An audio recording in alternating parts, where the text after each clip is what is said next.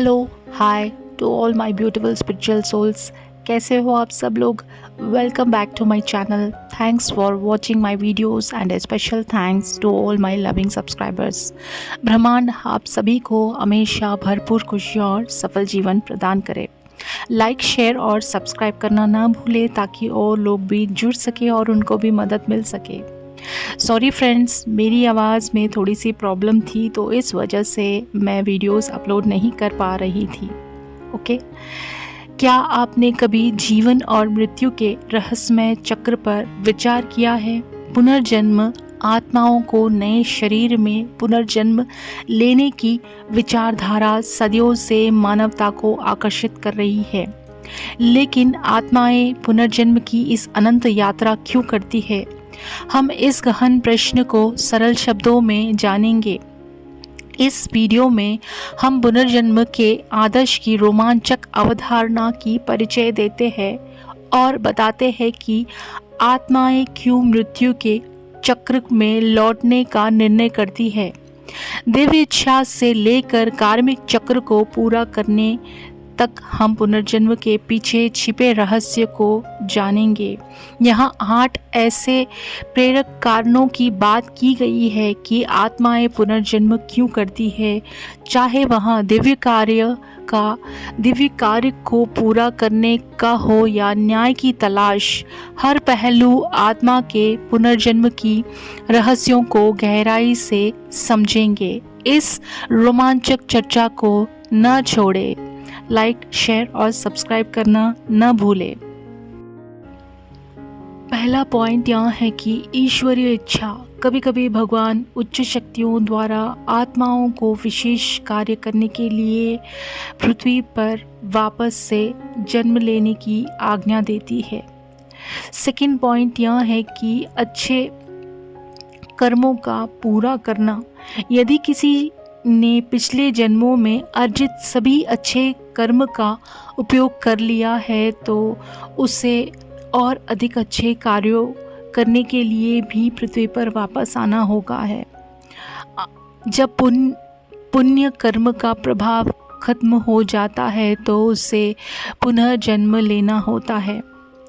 Third point यह है कि परिणामों का सामना करना। जब किसी ने पिछले जन्मों में बुरे कर्म किए हैं तो वे परिणामों का सामना करने और चीज़ों को सही करने के लिए उसे फिर से पुनर्जन्म लेना होता है।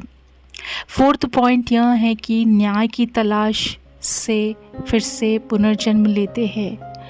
बदला लेने के लिए पुनर्जन्म लेती है ये आत्माएं।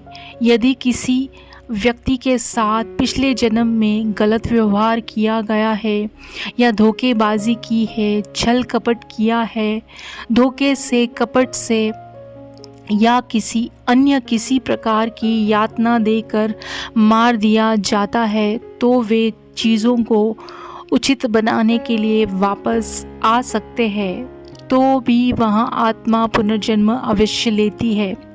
अकाल मृत्यु। फिफ्थ पॉइंट यह है कि अकाल मृत्यु हो जाने पर जो लोग युवावस्था में मर जाते हैं वे अपना जीवन समाप्त करने के लिए फिर से वापस आते हैं, फिर से पुनर्जन्म लेते हैं।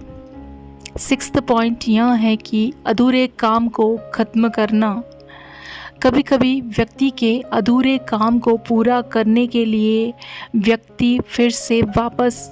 आत्माएं फिर से वापस आती है जिन्हें उन्होंने पहले पूरा नहीं किया था। अधूरे काम रह गए थे, जैसे कि उनका लक्ष्य, जैसे कि उनके सपने अधूरे रह गए हो, तो वो लोग भी फिर से पुनर्जन्म लेते हैं।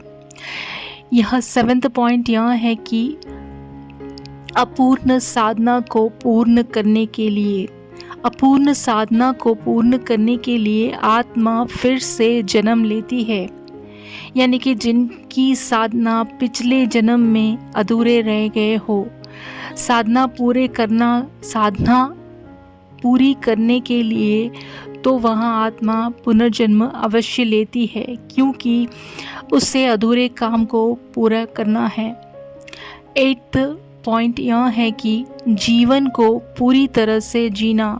कुछ लोग के जीवन की यात्रा में ही भगवान का बुलावा आ जाता है और उनको जीवन जीने का मौका नहीं मिलता, इसलिए वे लोग अपना पूरा जीवन अच्छी तरह से नहीं जी पाते हैं। तब उन पुण्य कर्म का फल भोगने के लिए फिर से पुनर्जन्म अवश्य लेती है वह आत्माएं। जीवन की हर अच्छी और बुरी चीज़ का आनंद लेने के लिए पृथ्वी पर वापस आने का विकल्प चुन सकती है ये आत्माएं। पुनर्जन्म की यात्रा आत्माओं को जीवन और मृत्यु के शाश्वत चक्र के माध्यम से आगे बढ़ने के साथ साथ सीखने, विकसित होने और अपनी आध्यात्मिक नियति को पूरा करने का अवसर प्रदान करती है। हमें यहाँ जीवन भगवान द्वारा मिला है तो उसके पीछे कुछ तो मकसद होगा। ऐसे ही बिना मकसद के हम ये ज़िंदगी तो भगवान ने नहीं दी है। ठीक है, please like, share and do subscribe to this channel, it's free. आपका एक लाइक और एक सब्सक्राइब किसी की ज़िंदगी को बदल सकता है, ताकि ये वीडियो हर कोई सुन सके। Also give us a like and comment below with your feedback and press the notification bell so that you can stay updated with our amazing divine information. Stay blessed, keep smiling, be happy and spread love. मिलते हैं next video में, जब तक के लिए take care and bye bye.